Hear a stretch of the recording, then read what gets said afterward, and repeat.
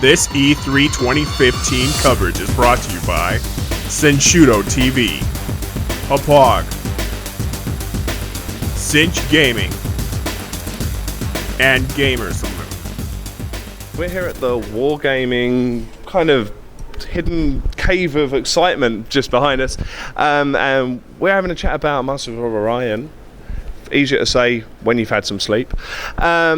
How did it all come about? I mean, obviously it's an older IP that's kind of come back like a phoenix out of the ashes or something really cliche like that. Yeah. How did that all start off? Oh, so it's a really exciting story, actually. So we purchased the IP a little while ago, and then we had NGD Studios, the guys who are working on this right now, came to us with an awesome prototype and showed us off. And our CEO, Victor, was super excited. It's one of his games that he played when he was a kid. He loves the game, and then now we saw this really awesome prototype, and we're like, we have to do this. So that's how it all got started, basically.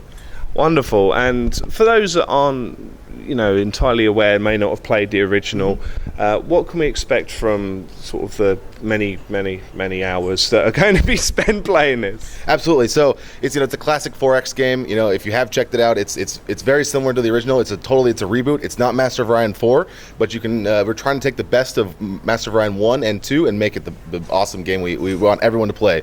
It's about making it much more playable for players. We know that the original was difficult for some people to get into, and we want to keep the complexity. But we want to make it all that usability for players to just get into right away.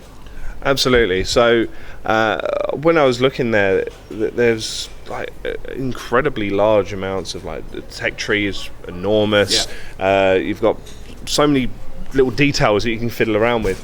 Do you feel that it may be a little overwhelming for some people, or do you feel that that's something that you've addressed quite well? Well, exactly. That's what we really want to do. We want to make it so it's usable for players and open this genre to a lot of people, because it is a complex genre. There's a lot of things going on. Every choice you make really matters in the game, from how you start the game, how you create the whole galaxy you want to play in, to every choice you make from turn one. So there's a lot of complexity going on, and we want to streamline that for all of our players to get excited about a game that we think is just a really fun experience in general. Absolutely. And one of the other things as well is the sort of facelift that's been given to it overall. I mean, before, sliders are all well and good, right? But what kind of challenges did you find with that? Because obviously taking a classic game from 20 odd years ago and entirely facelifting it into something entirely new, did you find that it was difficult to decide what you could get away with doing? Was there any sort of poetic licenses you were going with? Oh, absolutely. I mean, it's so hard because you want to include every little piece of that game. I think one of my favorite parts is the Galactic News Network we kept in from the original game. So you still see those classic robots telling you about the exciting things that are happening in the universe. But again, it's just, there's so many things about this game we want to bring to our players, and I think streamlining is the key here. So we have to make some really hard choices to figure out what makes sense for the audience now, because I said it's a game from 20 odd years ago. So the games back then had a very different kind of UI and all that kind of stuff. So we have to rework all that stuff to make sure it makes sense in today's market and for today's players. Absolutely. And the most important question, I suppose, really is, have you actually had any sleep since a playable build has come out?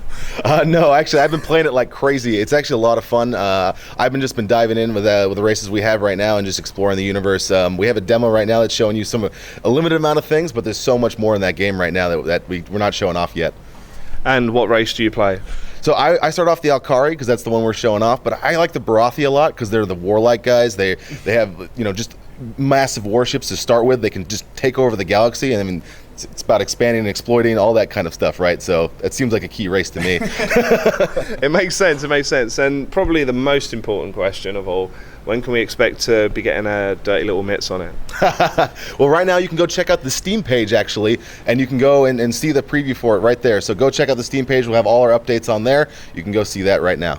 Wonderful. So keep your eye on the Steam page and pick it up. Just do it.